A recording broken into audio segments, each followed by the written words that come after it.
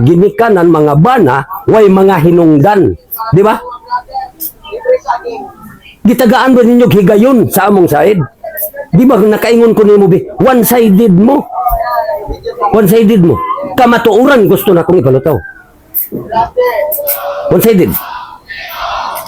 Gitagaan ba ninyo rason ang both side? Wala. Ang tinuod nga rason na ni, masuko man og sali og sa dili. Ang tinuod nga rason. Dili ako'y dahilan na malangan kog uli, oy, aron mong may bao. Sa panahon nga si Loloy di pa maghidaan og dapa. Nasayod mo na bisan si Gerald. Masuguan.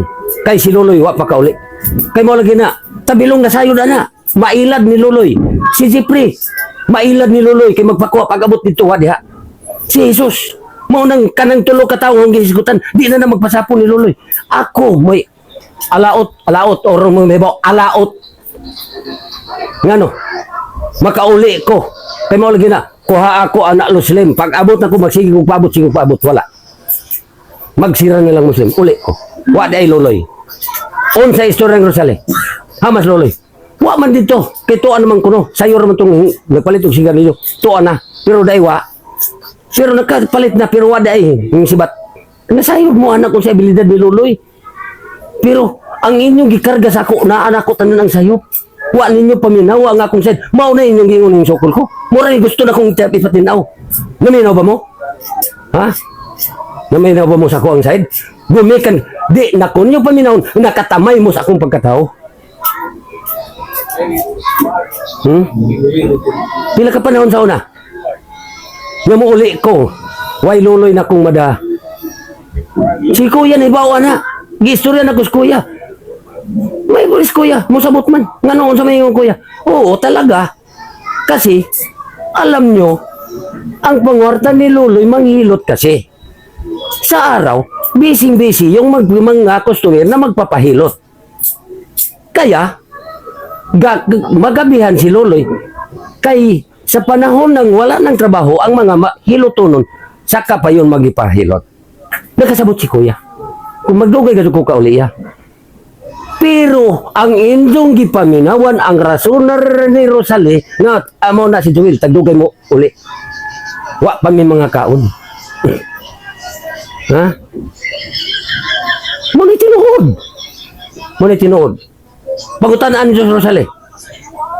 Di mo kasabot? Usahay na mga istorya ninyo nga pagdaot diri sa ako mo sakay na ka sa Rosale.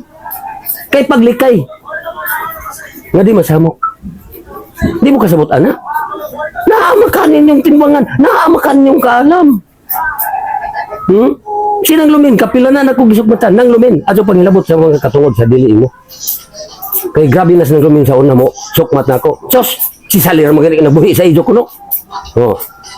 Ijo tatay. Ijo ramang nanay ko ni nabuhi. Nang lumin. Nag-uban batas at tibok na itong kinabuhi. Kiyong tinod pa si Rosalie na nagbuhi. Sa una pa. Nga istorya. Si Rosalie na nagbuhi na mo. Patay na may. Nasa ibang mo sa income sa uma. Ugong siya kung kayod. Ako.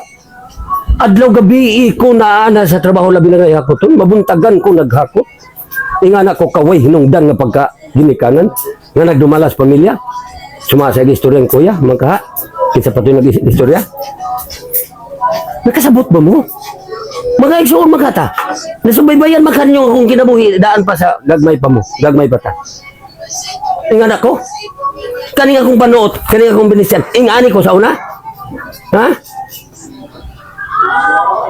Garbo ra mo kayo. Garbo mo. Garbo. Ikaw lang na ko ninyo. Tinood. Kisa may dili mo ang ngayong ikaw lang. Pero sa panahon nga tuwas, mga formal nga mga lakaw, nagpakaulaw ba ko? Kapila ko giuban ni kuya. Nagkagiwatay ba kung makiguban? O ba ko'y panghinlo sa kong kagalingon? Nakita ninyo kung sa musimo sa kong panginabuhi aron mong may bao. Gawas pa. Ilantad na kong tinuod. Sa una pa lang daan pa nag-ipon na mo Rosalie. Daghan kong mga bistigi, pangutkot na lang sa mga ilaga dito sa karton. Mga pantalon na ako. Kaya wala ko'y panahon diha. Gawas pa. Ingani. Sa unang panahon, grabe na kasilosa si Rosalie.